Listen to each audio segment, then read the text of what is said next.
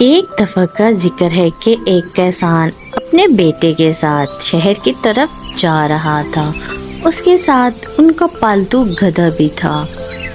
کسان اپنے بیٹے کو کہتا ہے، بیٹا، ہمیں جلدی جلدی شہر کی طرف جانا چاہیے کیونکہ شام ہونے سے پہلے ہمیں شہر میں پہنچنا ہے۔ تھوڑی ہی دور دو آدمی کھڑے ان کو گھور رہے تھے اور آپس میں باتیں کرتے ہیں۔ دیکھو کیسے بے وقوف آدمی ہیں، ان کے پاس گدھا ہے اور دونوں چل رہے ہیں۔ لوگ گدھے کو وزن اٹھانے کے لیے پالتے ہیں اور یہ دونوں اس کا استعمال نہیں کر رہے۔ کسان اور اس کا بیٹا سوچتے ہیں کہ شاید یہ دونوں صحیح کہہ رہے ہیں، ہمیں اس کی سواری کرنی چاہیے۔ کسان اپنے بیٹے کو اس کے گدھے کی پیٹھ پر بٹھا دیتا ہے اور وہاں سے دونوں شہر کی طرف جانے لگتے ہیں اور آپس میں باتیں کرتے ہیں کہ بیٹا جلدی سے چلو، ہمیں دیر ہو رہی ہے۔ وہ دونوں گاؤں سے ہوتے ہوئے شہر کی طرف جانے لگتے ہیں اور جاتے جاتے انہیں بہت سے گھر دکھائی دیتے ہیں۔ ان گھروں کے پاس ایک نیا کسان کھڑا تھا جو ان کو کھڑے ہو کر دیکھ رہا تھا اور وہ کہتا ہے، یہ کیسا بیٹا ہے، اپنا بوڑھا باپ کو چلا رہا ہے اور خود گدھے پر بیٹھا ہوا ہے۔ کیا زمانہ آ گیا ہے کہ ایسے بھی بچے ہیں۔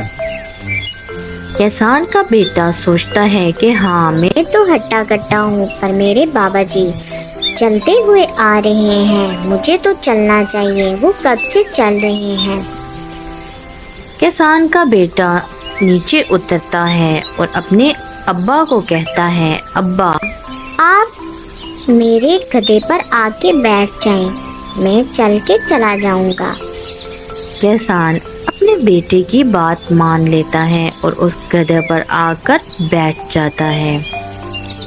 کسان اس گدھے پر بیٹھتا ہے اور اس کا بیٹا وہاں سے جانے کی تیاری کرتا ہے اور دونوں وہاں سے چلے جاتے ہیں۔ جاتے جاتے ایک جگہ پر انہیں ایک بوڑھی عورت دکھائی دیتی ہے جو کہ کھڑی تھی۔ کیا زمانہ آ گیا ہے کہ ایک آدمی خود تو گدھے پر بیٹھا ہوا ہے لیکن اس کا بیٹا معصوم چلتا ہوا آ رہا ہے۔ کسان اس عورت کی بات سنتا ہے اور سوچتا ہے کہ یہ بوڑھی عورت صحیح کہہ رہی ہے، ہمیں اس گدھے پر بیٹھنا چاہیے اور میرے بیٹے کو بھی اس پہ بیٹھنا چاہیے۔ کسان اپنے بیٹے کو بھی اس گدھے پر بٹھا لیتا ہے اور وہاں سے جانے لگتا ہے۔ بوڑھی عورت ان کو دیکھ کر خوش ہوتی ہے۔ دونوں باپ اور بیٹا جنگل کے راستے میں سے جانے لگتے ہیں جو کہ ان کو پتہ نہیں ہوتا کہ یہ کہاں جا رہا ہے۔ دو تاجر وہاں پر بیٹھے ہوئے ہوتے ہیں اور ان سے کہتے ہیں، بھائی صاحب، آپ ہمیں بتا سکتے ہیں کہ یہ راستہ شہر کی طرف جاتا ہے یا نہیں؟ جی جاتا ہے۔ دونوں تاجر ان کو کہتے ہیں کہ تم ایک معصوم گدھے پر دونوں بیٹھے ہوئے ہو، تمہیں شرم نہیں آتی؟ تم دونوں نیچے اترو اور اس گدھے کو اٹھا لو۔